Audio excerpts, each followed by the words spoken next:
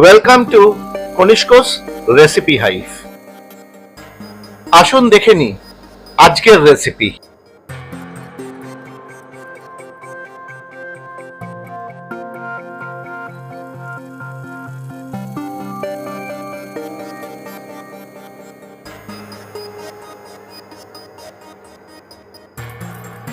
কাতলা মাছের মধ্যে দিয়ে দেবো নুন আর দিয়ে দেবো ভিনিগার।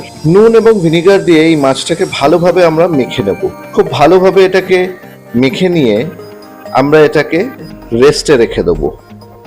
আমি এবার এখানে নিয়ে নিয়েছি একটা কড়াই, পেঁয়াজের পেস্ট, আদার পেস্ট, রসুন পেস্ট, কাঁচা লঙ্কা কুচি, পেঁয়াজ স্লাইস করা, টমেটো কুচি, ধনে গুঁড়ো, জিরে গুঁড়ো। এবার দিয়ে দেবো আমরা হলুদ, লঙ্কা গুঁড়ো দিয়েছি আমরা, কাশ্মীরি লাল মির্চ গুঁড়ো, নুন, অল্প করে চিনি। এবার দিয়ে দেবো আমরা কিছু গোটা গরম মশলা। এখানে আমি দুটো তেজপাতা দিয়েছি, দুটো দারচিনি, দুটো শুকনো লঙ্কা আর দুটো ছোট এলাচ। সর্ষের তেল, সর্ষের তেলটা একটু বেশি করেই দেবেন, কেন কি একবারই কিন্তু সর্ষের তেলটা পড়বে। আমরা এই মশলাটাকে মেশানোর পর 10 মিনিটের জন্য রেস্টে রেখে দেবো। আমরা ম্যারিনেট করা মাছগুলো দিয়ে দেবো একে একে।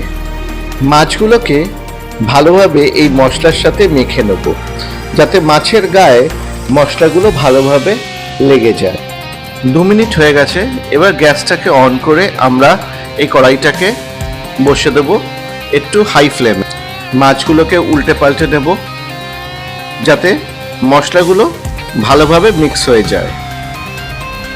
এটাকে লো টু মিডিয়াম ফ্লেমে আমরা 5 মিনিটের জন্য কুক করে নেব।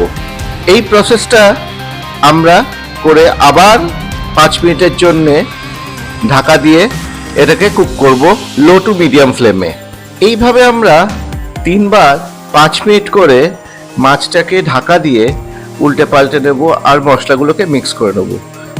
দেখেছেন কিরম তেল বেরিয়েছে, কত সুন্দর কালার এসছে, পেঁয়াজও মজে গেছে, মানে মশলাগুলো যেন একদম মাখো মাখো হয়ে গেছে।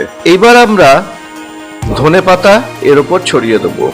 আমাদের মোটামুটি রান্না সবই কমপ্লিট। মাছও খুব ভালোভাবে কুক হয়ে গেছে, মশলাগুলো খুব সুন্দর একটা কালার এসে গেছে, তেলও ছেড়ে দিয়েছে, কি সুন্দর গন্ধ বেরোচ্ছে। দারুণ ব্যাপার হয়েছে একটা। এবার পরিবেশন করা যাক। একটা প্লেটের মধ্যে আমরা মাছগুলোকে তুলে নিই। দেখেছেন কি অসাধারণ দেখতে হয়েছে। এবার চলুন গার্নিশ করে নিই। অল্প করে ধনেপাতা ছড়িয়ে দেবো, তার সাথে লেবু দিয়ে দেবো। দেখুন কতটা সুন্দর লাগছে, খেতেও কিন্তু দুর্দান্ত হবে। নিশ্চয়ই ট্রাই করবেন কিন্তু।